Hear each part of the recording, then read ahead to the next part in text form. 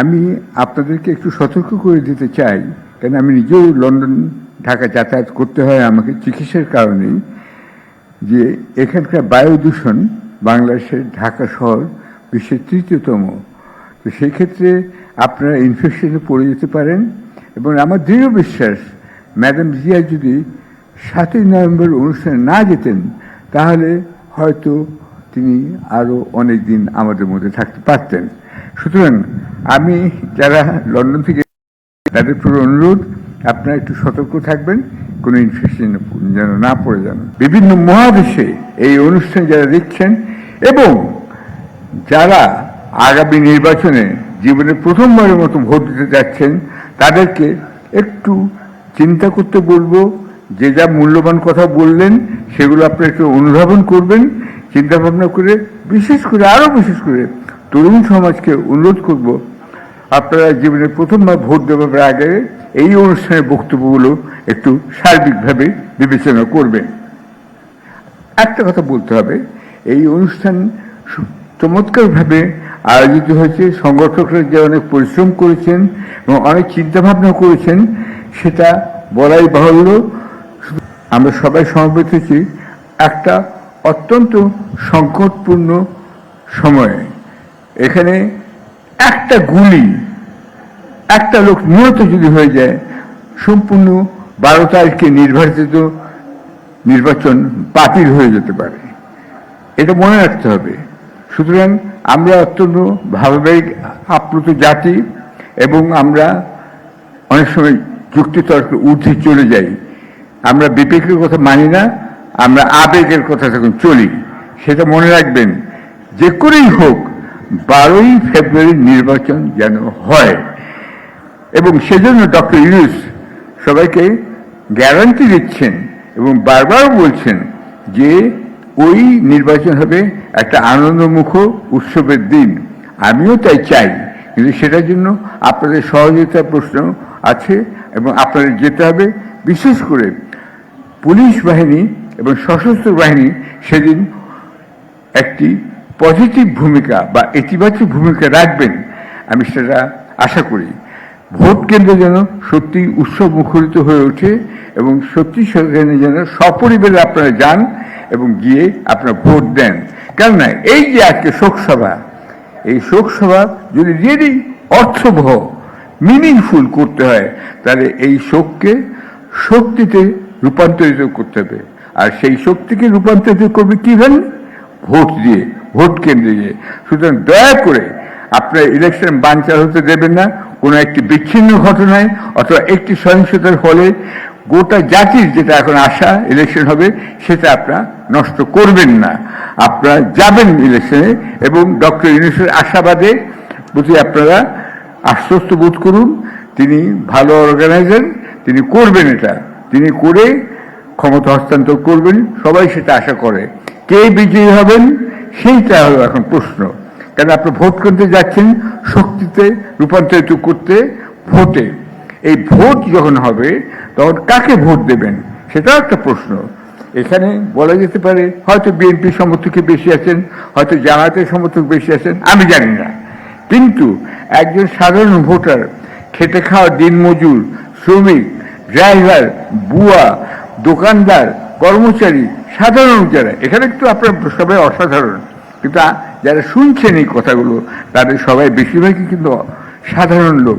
এই সাধারণ মানুষ কিভাবে বিবেচনা করবেন কাকে আমি ভোট দিয়ে আমি ম্যাডামের প্রতি শোক প্রকাশ করব বা শ্রদ্ধা জানাবো? আমার কথা হলো সেটা আপনার নিজের বিবেচনার উপরে ছেড়ে দিচ্ছি। তবে আপনি 5-6টি প্রশ্ন করতে পারেন, যেটা আমি মনে করি ডক্টর ইউনূসও এখন করতে পারেন অনেক ক্ষেত্রেই। 1 নম্বর, নিত্য প্রয়োজন যিনি আপনি ভোট চান তাকে জিজ্ঞাসা করবেন যে আমি যে চাল, ডাল, সয়াবিন তেল কিনি এটার দাম স্থিতিশীল থাকবে তো? আপনি কিভাবে রাখবেন? 2 নম্বর, আপনি তাকে জিজ্ঞাসা করবেন আইন শৃঙ্খলা পরিস্থিতি একটা সামাল অবস্থায় থাকবে তো, স্থিতিশীল থাকবে তো? 3 নম্বর, আপনাদের দেখবেন সারা বিশ্বে সোনার দাম কিন্তু এখন উঠে গেছে, কারণ ডলারের প্রতি লোকে আস্থা হারিয়ে ফেলছে। আচ্ছা, সুতরাং এই যে ব্যাংকের আমানতকারী যারা তারা যেন ক্ষতিগ্রস্ত না হন সেটাও আপনারা লক্ষ্য রাখবেন আশা করি। এবং আপনার 4 নম্বর হচ্ছে যে নতুন চাকরি যারা খুঁজছেন তারা যেন কিভাবে আপনি চাকরি জোগাড় করে দেবেন, এই কটি প্রশ্ন আপনারা করবেন। করার পরে যদি মনে করেন সেই প্রার্থীকে ভোট দেওয়া উচিত, আপনারা অবশ্যই ভোট দেবেন। এবারে আমি অন্য একটা প্রসঙ্গে চলছি। বর্তমান যুগকে আপনি বলতে পারেন ট্রাম্প যুগ চলছে। এই ট্রাম্প যুগে আমি আজকে এই অনুষ্ঠানে mister Donald Trump, president Trump, আপনি বাংলাদেশে আসুন। আপনি বাংলাদেশ থেকে লোক নেওয়ার যে ব্যবস্থা ছিল সেটাকে আপনি নষ্ট করবেন না। ভিসার আপনি সুযোগ করে দেন। আপনার আসতে আমরা অতি আনন্দের সঙ্গে বাংলাদেশ সরকার আপনাকে ভিসা দেবে। আপনি আসুন, দেখুন। কারণ আজকে যে বিভিন্ন দেশে ইরান, ভেনেজুয়েলা এবং বলিভিয়া, কলম্বিয়া এসব দেশে যে আন্দোলন চলছে, সেই আন্দোলনে কি পরিণত হবে আমরা জানি না, কিন্তু বাংলাদেশে আমরা দেখছি আন্দোলনের ফলে ক্ষমতা হস্তান্তর হয়েছে। Mister Trump, please come, we invite you.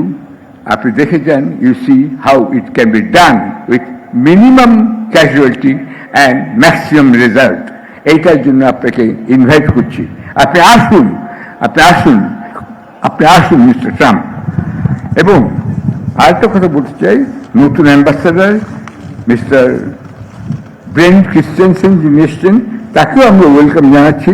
আপনি মনে রাখবেন যে আপনার আগে যারা অ্যাম্বাসাডার ছিলেন তারা অনেকেই বাংলাদেশের গণতন্ত্রের প্রতি সহানুভূতিশীল ছিলেন।